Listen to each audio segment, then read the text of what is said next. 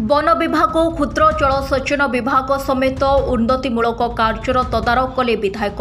नूतन भाव में बड़चणारू विधायक होगा पर अमर नायक निज निर्वाचन क्षेत्र को नहीं तत्परता दिखाउछंती, जहाँकि आज बड़चणा निर्वाचन मंडलीर आदिवासी बहुल अंचल पश्चिम बड़चणार सीमिया और काईमाटिया पंचायतर वन विभाग और क्षुद्र जल संपद विभाग अधीन गबपाड़ डैम और बाजेणी गुंफा निजे विधायक और समर्थक स्थानीय सरपंच एवं कटक बनखंड डीएफओ बड़चणा क्षुद्र जल संपद विभाग उच्चस्तरीय अधिकारी उपखंड अधिकारी और जंत्री समेत क्षेत्र परिदर्शन करथिले। गबपाड़ डैम को पर्यटकों उद्दिष्ट बोटिंग व्यवस्था करने सह बाजुणी गुंफा को पर्यटन स्थली भाव में गढ़ी तोलिबा विधायक अधिकारी मानक प्रस्ताव देथिले। कटक डीएफओ अर्तनारी पेरानुल और कटक क्षुद्र जल संपद विभाग संजय बेहेरा विधायक अमर नायकों सह उपस्थित थिले। विधायक और वन विभाग अधिकारी वृक्षरोपण करथिले।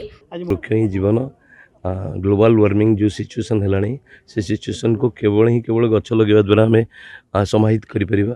ये जो समस्या आग को जो समस्या आसूचे आम इकोलोजिकल बैलेंस करने आमको सबू समय एवं गछ लगे ही आम गोटे मात्र समाधान।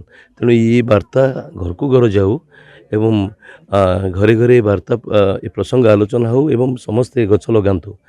यहाँ ही आम बड़ उद्देश्य एवं प्रधानमंत्री जो आह्वान थिला जे माँ जमती घरे संतान जत्न माँ नहीं पारे से माँ टी गछटी। तेणु ये कथा को लेकर माँ को हाथ में आज जो इकोलोजिकल बैलेंस दायित्व दवाई ये कॉल थिला ऑनरेबल प्राइम मिनिस्टर।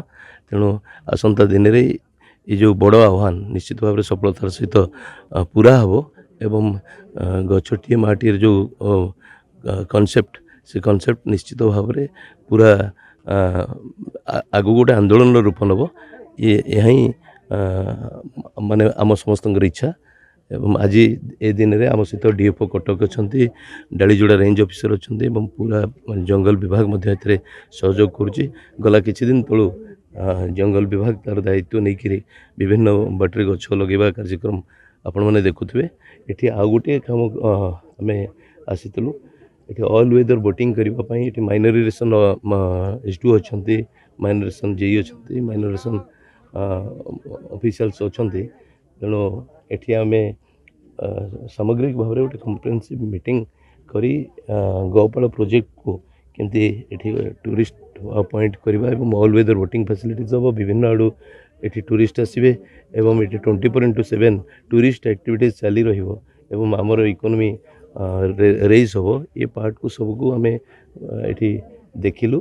मोर आशा गोटे भल डीपीआर करी ए पूरा प्रकल्प को निश्चित भाव में सफलतार सहित करूँ ये विश्वास अच्छी। आमर तो कटक डिविजन देखिले 7 लाख गछ ऊपर लगे उद्देश्य अच्छी और डिस्ट्रीब्यूशन भी बेसी लोक मान बेसी दि जाऊँगी। आमर 8 लाख पखापाखि गछ समस्त देवाई ये करा मोर वन मगरगाँव सबू स्कूल और सबू इंस्टीट्यूशन बुली बुलिकी सबू रेंजर को और सबू फॉरेस्ट को दायित्व दिखाई से सब गोटे अवेयरनेस करी सब गछ लगाई। आज एमएलए महोदय आसछन्ती से पूरा एरिया को देखापी यहाँ और आगे हम लोग गोटे महोदय गोटे प्लान देछन्ती एटा केमती एटी टूरिस्ट स्पॉट बढ़िया गोटे करा हबो बोल के से आगे हम लोग और बढ़िबो। बड़चणारू विमल बेहेरा रिपोर्ट, फोकस प्लस।